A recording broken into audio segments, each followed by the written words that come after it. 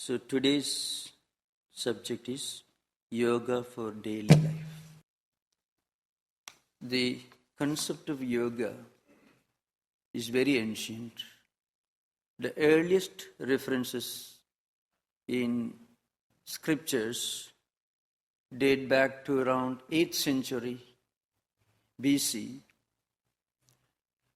In some of the pre-Buddhist scriptures, we find references. And even in 3rd millennium or 2500 BC, yoga as a concept was widely known, which becomes obvious if you study the pre-Vedic civilizations like Hindu, Harappan civilizations, where we find the pictures of ancient Indian sages sitting in yogic posture. The earliest references in the canonical literature, as I said earlier, date back to around 8th or 9th century BC. But in later years, in the Buddhist Pali and Prakrit canonical literature, also you come across descriptions of elaborate practices of yoga. In fact, of the 4 important schools of later Buddhism, one of the most prominent one was the Yogacara system, which is also known as Vijnanavada. The earliest Sanskrit works on this philosophical system date back to around 2nd and 1st century AD. In fact, these are one of the 2 schools of idealism in the Mahayana tradition. To give a bird view of the growth of philosophical tradition in Buddhist philosophy, we have to remember there were 2 main streams, 2 main theological schools, the Mahayana and the Hinayana. And of these, the Mahayana system gave birth to 2 distinct schools of idealism, known as the doctrine of emptiness, which is known as Shunyavada, and a kind of subjective idealism, which came to be known as Vijnanavada, and much more popular, known as Yogacara system, because the practitioners of this idealistic school were expert in the practice of different yogic disciplines. In the Hindu tradition, there are 4 fundamental books related to yoga as a concept. The one and the most prominent one are the Sutras of Patanjali, which may perhaps belong to 1400 BC, but that deals with not Hatha Yoga, the physical exercise part of yoga, but rather with the concept of yoga as a total philosophy of life.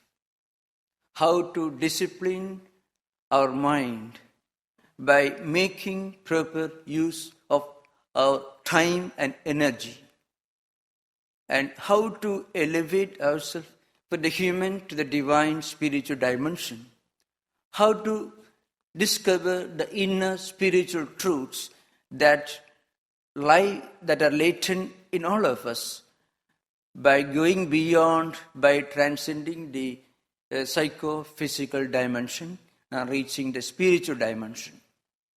How to integrate our inner faculties, time and energy available to us, and thereby to elevate and spiritualize our whole life. That's the central theme of Patanjali's system, which is known as the king of yoga. It's called Raja Yoga, which doesn't give much importance. The scripture doesn't attach much importance to the physical exercise part of yoga known as the Hatha Yoga. The Hatha Yoga, which has become popular these days, are mostly based on 3 other books which deal exclusively, more or less, with the physical and the psychological aspects of life.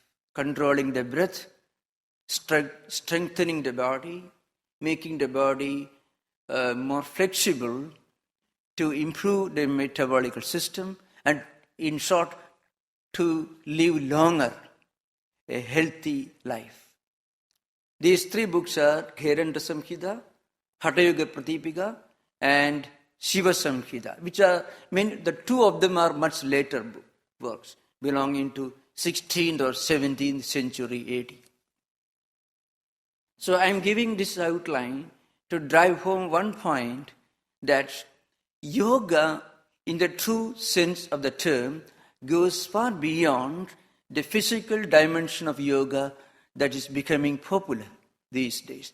That is certainly good and useful, but there is a higher yoga, and the physical exercise part of yoga is only a stepping stone, a beginning, a period of preparation to reach the higher levels of yoga. Now, yoga is defined more or less in identical terms in Buddhist Pali canon and also in the Hindu Sanskrit tradition. It is a process of life, sublimating a life so as to unite our individual psycho-physical dimension of the personality to the trans-physical, trans-psychological, spiritual dimension of our personality. Jivatma, Paramatma, Aikyam, that's how it is known. In the Buddhist tradition, it is a way of going beyond the cycle of life and death. The 12-link cycle is called samsara, which is a process of being born, living, dying, and being reborn, going through this cycle, and then going beyond this cycle, a process of preparation to attain nirvana or liberation from this life cycle. Now, in our own context, coming back to our own times, yoga needs to be redefined so as to make it more pragmatic, to make its fundamental principles more intelligible for people living in a post-industrial high-tech age where we cannot practice these ancient meditative techniques or physical exercise techniques or breathing techniques in isolation, in a hermitage or in a forest. So in modern context, yoga can be defined, as I said earlier, as a technique to bring out the spiritual elements within our system, to link ourselves, to link our psycho-physical personality to a higher spiritual dimension. That is what is called yoga. This yoga has been approached from 3 different angles in the Bhagavad Gita. It was this text, Bhagavad Gita, which is only around 400 verses, which is a very small, comparatively insignificant portion of a much larger text, Mahabharata, which has got more than 100,000 verses. So in this Bhagavad Gita, the teacher of the Gita describes 3 different approaches to reach this yogic goal, the goal of yogic life. The Karma Yoga, the Bhakti Yoga, and Raja Yoga, and the Jnana Yoga. And the Raja Yoga as a practice of mental discipline, moral discipline, will be a great assistance in the practice of all these three yogas. So, Gita analyzes spiritual seekers, their psychology, their mind, and classifies them into three divisions. There are those who are, by their very nature, very active. In fact, most of us living in this age are forced, compelled to be active all the time, physically and mentally. Action is totally unavoidable. Action, at the same time, brings some problems in its track. A highly hyperactive life produces problems of anxiety, depression, stress, strain, fatigue, and so on. So Karma Yoga helps us to work without any of these problems. And not only that, going beyond, one step beyond, it also teaches us how to bring out our inner spiritual dimension, our inner spiritual personality through this practice of work. So work is not only a kind of action, but is also a spiritual discipline that helps us to bring out our inner spiritual potential. How is it possible? First of all, the earlier part had been made clear earlier on innumerable occasions, but I shall bring it again. We work with mind and intellect. Time and energy are common to all of us, 24 hours, and physical, intellectual, and mental energy forces. Now, how to make scientific and rational and psychologically meaningful use of time and energy? On the one way, these resources can be utilized to go beyond the problems that we face in our daily life and bring out the inner spiritual potential. On the other hand, it helps us to face the problems of daily life like stress and strain, and to reduce these problems in our daily experience. So one important element that Karma Yoga brings forward is the idea of breaking the link between what we do and its immediate results. It is not work that creates problems. Work doesn't really create problems. It is our concern about the result of our work that creates problems. And when we become concerned about the results of the work, it manifests, it takes the form of anxiety. If the result is not up to the expectation, then we become depressed.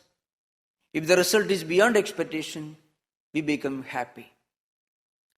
So every action, whenever we do something, we find every action links our mind to some results. I can give an example.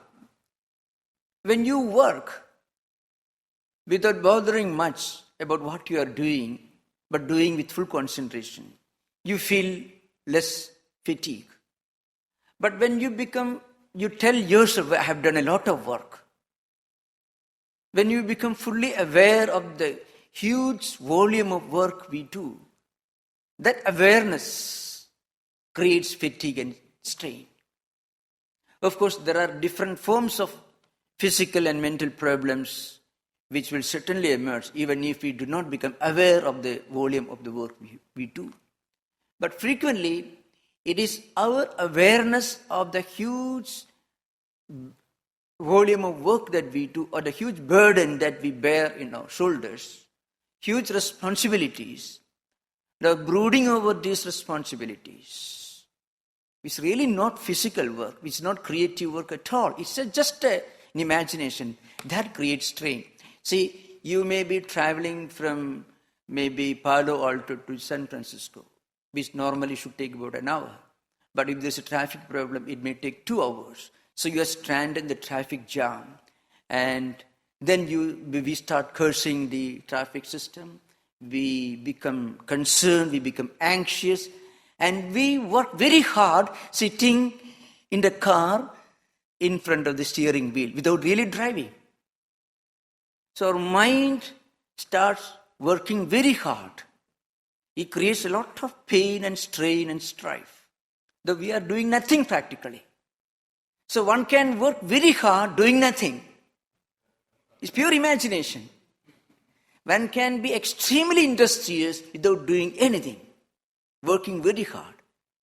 It's a classic example of the statement I made. It is our concern that really translates itself into stress and strain. Now suppose we can do away with this concern, with this anxiety. Even when we are really active, then it is what you may call a win-win situation. Both ways it is a great gain. Actually, interestingly, that's exactly what Lord Krishna taught Arjuna. I don't want to go into those narratives. Arjuna's problem was not that he was a lazy person. He was certainly not a very lazy person. He was a man of action. And he was willing to act. He became concerned, he became anxious when he was doing nothing. He became worried, not when he was active, he became worried. He started complaining when he was doing nothing. So the inner conflicts, stress and strain and fatigue are not necessarily related to the work we do, but related to our approach to our work. It is a concern, anxiety, that translate themselves into fatigue, strife, and conflicts. People lose sleep not because they're working hard, but because they are sitting, their mind full of conflict, strain, and fatigue. So, is there a way to get out of this problem, this trap, this psychological trap? The method is to take it lightly, or in the technical language, to remain non-attached. I would no longer use the word detached because it has got some unfortunate connotations in real life. So I would say rather remaining non-attached, which doesn't mean inaction, negligence, or indifference. That's one question that people put forward. How can we act, do our duty, when we are not fully passionately attached to the work we are doing? We have to plan, we have to act. How is it possible to do justice to the work at hand when we are not fully lost with our concern and anxieties about the work? So, the answer is, anxiety and concern do not help us to do the work more efficiently. They take away a huge percentage of our power of concentration and also mental energy, which may result in the lower quality of the work that we do, which may eventually result in the lower quality of the effect, the result of the work. So, one method is to break this link, the link that connects our mind with the result, and this link is the link of concerns, anxieties, and worries. The example I given, it's not directly related to action at all. It is related to our whole approach to the problem of work and the problem of its result. As I said earlier, remaining in a car in the middle of a traffic jam and going crazy is a classic example, which really takes away a lot of our energy, a lot of our concentration, and really creates psychological problems. So, it is important to remember that Lord Krishna is not focusing on the type of work that anybody should do or should not do. He is not talking much about what you should do, what you should not do. He is only talking about what should be your attitude towards the work that we are doing. If we can change that attitude, then we can work and still avoid the problems that are associated with work, which is technically known as karma yoga, where karma, action, becomes a yoga. So again, as I said, yoga is not all about solving psychological problems. Yoga has got a higher, it's one of the purposes, it has got higher dimension. It links us to the infinite, to the divine dimension for our own personality. At the second stage, work becomes a means, an instrument, a method to bring out the inner spiritual potential. There it becomes yoga. So, when we look upon work as work, then this is the problem. It produces concerns, anxieties, strife, strain, fatigue, conflicts, and so on. But the same work can be looked upon as non-work. Work becomes non-work. It may be a bit of a puzzle when we don't really understand it. In the Gita, Lord Krishna says, the most intelligent person, a real yogi, is not an inactive person. He is the one who does everything. And he is the real yogi. The verse is, Karmani akarmaya pasyet akarmani cha karmayaka sabuddhiman manusheshu sayukta krishna karmakrit. It's a definition of this particular question. Who is a real yogi? And who is the really intelligent person? Who is the wise person? The answer is this. The one who feels that he is doing nothing when he is engaged in action throughout. He does everything. Krishna karma means doing work, his duty all the time without running away from duties and responsibilities, without being indifferent, with full concentration, with full application. In fact, you can work with greater concentration when you are not concerned much about what is going to happen to your work. So in such a case, your work becomes your hobby. Hobby never makes you tired. I give this example. A person working in IT fields gets tired and fatigued when he works in the office. He may go and play volleyball and then he enjoys, which is much more strenuous, much tedious, but it doesn't make him tired, her tired. But a person, a professional sportsman, working out 8 hours or 6 hours a day, gets tired and he comes to play with the computer game for hobby. So computer game is hobby for the footballer and football game is hobby for the IT man, IT specialist. Why? Because for the one, the other is a hobby. So what actually is the difference between duty and hobby? We don't plan hobby. And we are not very much concerned. But we play, we do with all concentration.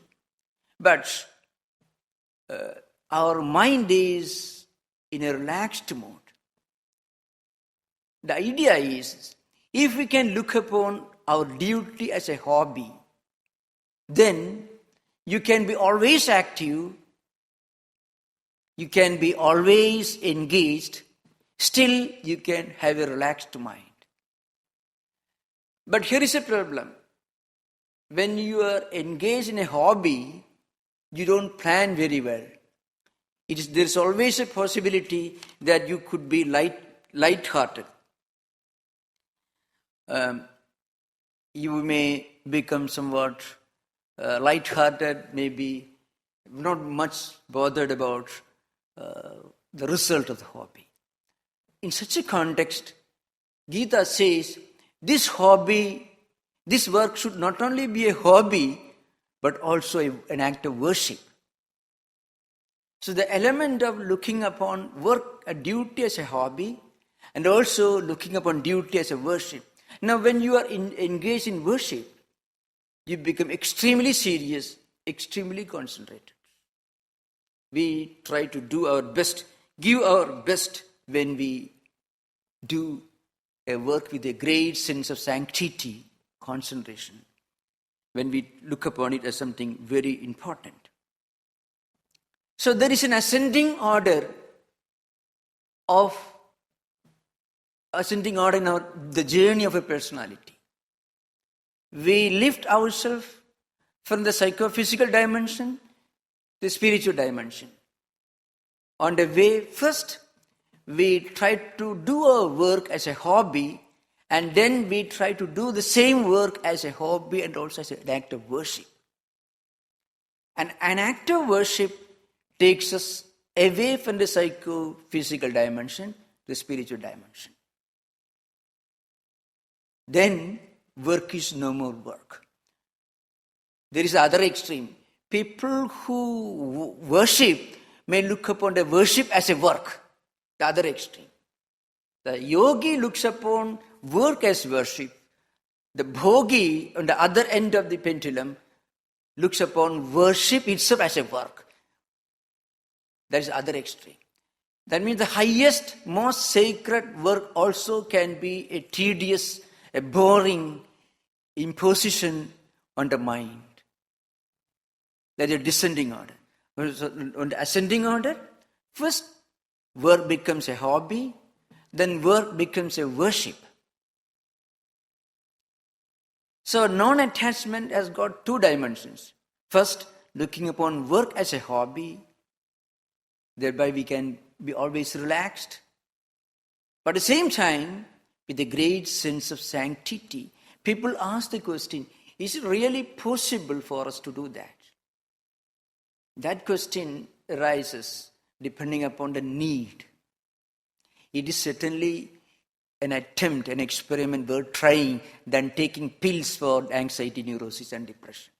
That's the only answer we can give. It is really worth experimenting. In fact, there have been great men and women who have tried this. That's the secret of doing great work. I can give an example from personal life. An aged monk was engaged in the construction of a temple, and he was very active, very much concerned. Apparently, people thought he's a monk and he's so much concerned about constructing a building which offered a temple. So she was an engineer before he became a monk. So he knew a lot about construction. So he used to supervise the construction. If there was something going wrong with the concrete, quality of the concrete, quality of the bricks, maybe in India, in those 50 years back, it was very important that you should check everything.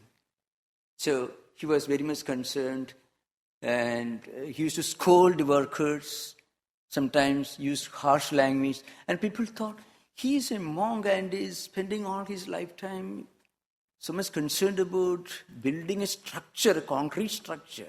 Beautiful temple, of course. But then what happened? After a long time, he retired. Because of his old age, he retired. And another person succeeded him as the head of that monastery. After his retirement, he spent all his lifetime in meditation and spiritual practices. And he lived maybe for 6, 7, 8 years more. Maybe 7, 8 years longer he lived after He retired when he was almost 91 years and lived for 6-7 years more. He passed away 98 or 97 years old. But after his retirement, the day after his retirement, you won't see him anywhere. He will be always engaged in meditation, in spiritual practices. What happened? He was practicing karma yoga. Action and contemplation synthesized, blended together.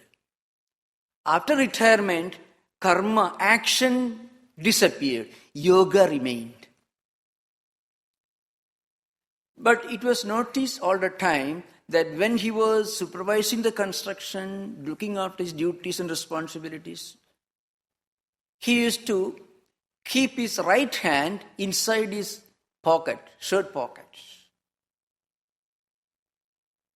And those who used to wash his clothes, he was an aged person, found out there were japamala, the beads within his pocket. So even while scolding the workers, looking after this work, which is apparently secular work, building a structure, a temple, he was doing that. He was doing japa all the time while supervising this construction work. That is why after retirement, his mind was completely immersed in the thought of the higher spiritual truth. So when we practice karma yoga, what happens? When the karma drops away, yoga will remain. While being engaged in work, we can work without anxiety and problems. And after becoming too old, when we are no longer able to continue doing work, we will be able to remain fully immersed in the thought of God. So that is the practical spiritual dimension of karma yoga. While supervising the construction, supervising the workers, placing orders for different building materials, he was very meticulous, and people thought he talks like a businessman. He was insisting on the high quality of everything. So people thought he was, but actually he didn't have anything, no bank deposit, nothing. It was his duty. And his right hand was always busy with the beads in the pocket of his shirt. And after retirement, he had no problem. Suppose we work with anxiety, with full attachment. This is my work. I want to enjoy the reputation of a great builder, the one who built a beautiful temple. He would not have been able to engage in spiritual practices after retirement. Again, he'll be concerned about the fate of his building, the temple. But he was not concerned at all. So if work can become worship, then while doing work as worship, we can be fully relaxed. And after the work is over, we can be always immersed in yoga. When we practice karma yoga, when karma drops out, yoga remains. When work goes away, a worshipful attitude always remains intact. So this is how action, on the one hand, solves many of the problems that we face in our everyday hectic life. On the other hand, it also lifts us to a higher level. It brings out the inner spiritual dimension within our own personality. That is the secret of great men and women who work so hard but fully relaxed. There are many people who do very little but always worried, complaining, anxious. And also there are other examples. They do so much, but with a smile. It is when we tell ourselves, I have done so much, and I have to do a lot. At that time, we become tired. When we remind ourselves that we are the doers, and the work we are doing is our work, and the result of the work we are doing is going to be enjoyed by us, these thoughts become concerns and they become the source of anxiety and depression. Many people reach this level gradually. So that is the psychological, spiritual dimension of Karma Yoga. About Jnana Yoga, it is a comparatively easy path if we can stick to certain strong disciplines. If we can look around and analyze from a very philosophical, metaphysical standpoint the nature of things around us, we can easily realize that these things, including the universe, our body, everything comes and goes. We often remember that they come, but we often forget that they will vanish one day. The tendency to interpret the non-eternal to be eternal, the impermanent to be permanent. Often our definition of permanence, that's at the root of many of the problems. We look upon many impermanent things as permanent things, permanent entities. Intellectually, we are able to understand, any intelligent, educated person will understand that many of the things that normally attract us won't be there for long. One day they will vanish. Intellectually, we fully grasp it. We are fully convinced about it. But in daily life, we forget it. If we can remind us again and again of the impermanent nature of the impermanent things, then naturally we will ask the question, what is the permanent reality behind this impermanent phenomena? And that inquiry, according to Vedanta, will take you beyond the empirical, beyond the relative. It will take us the trans-empirical, the absolute reality. We can call him God, we may call him anything we like. But when we use the word God, we have to be very careful, because God can be interpreted in such a way that it's better to be a non-believer than to be a pious believer in God. So we have to remember what do we understand by God?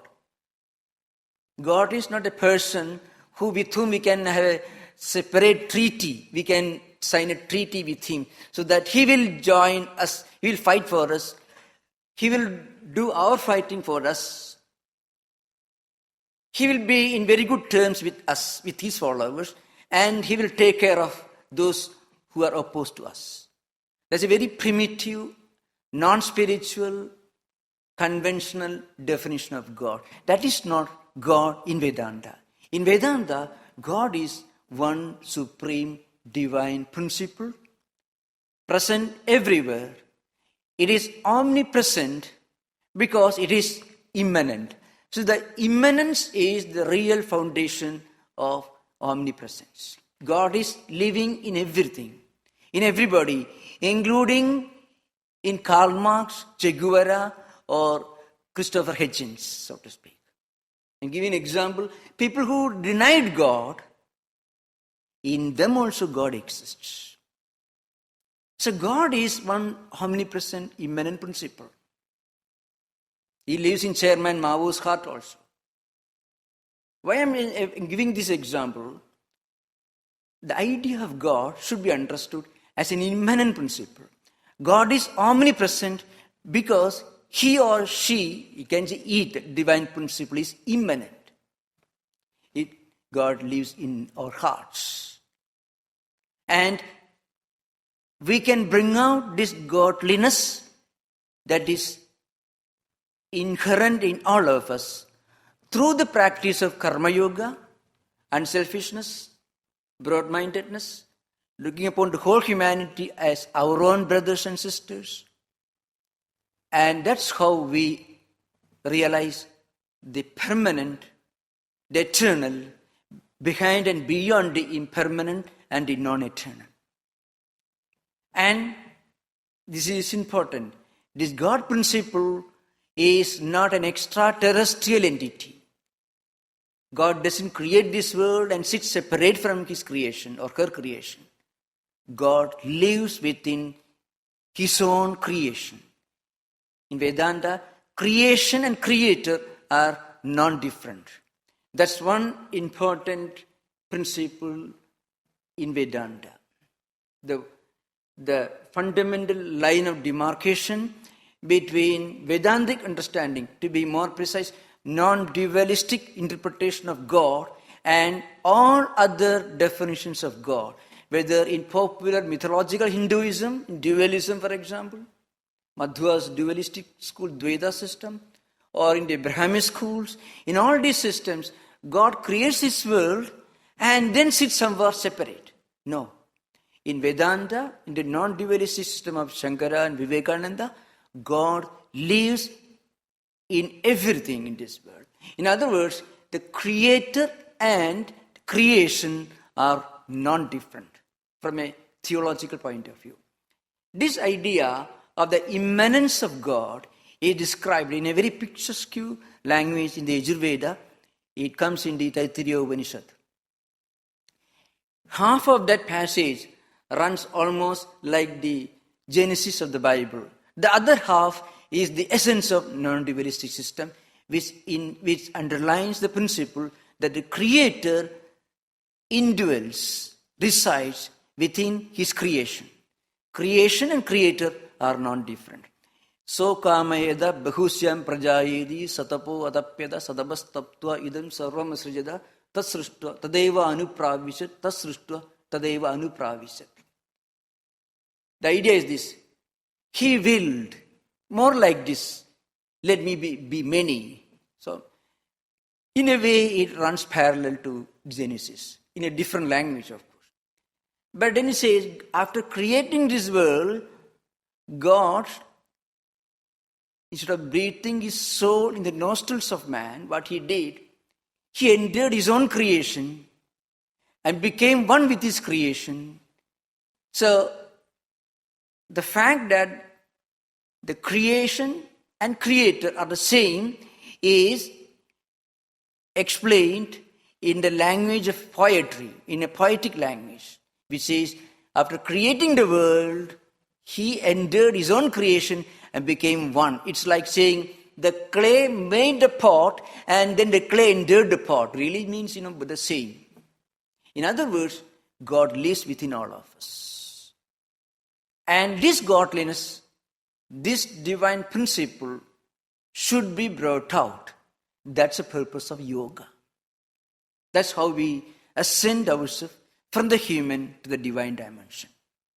And this can be done either through prayer, bhakti yoga, through rational analysis, and also through karma yoga. God doesn't shut his doors and windows to non-believers. God lives within all of us. The unique philosophy of Swami Vivekananda, which he himself said, he defined religion as the manifestation of divinity already in man, in human beings. The divinity is already there, it should be brought out. The third path is bhakti yoga. That, of course, you find this idea, this experience in the lives and teachings of innumerable Christian mystics of medieval times, including the writings of the Russian mystics. The idea that God lives within us, that perfect identity between the seeker and the sought, between man and God or woman and God. This idea you find in many mystical traditions. As for Raja Yoga, the mental discipline, the moral discipline, they are all built into the system of the other three yogas as well. So the essence of yoga is to ascend ourselves to the divine dimension, spiritual dimension. And in daily life, if we can always remember at least some time, at least when we are forced to remember, as a counseling method, that I am not just this physical body. I am not just this psychological mechanism.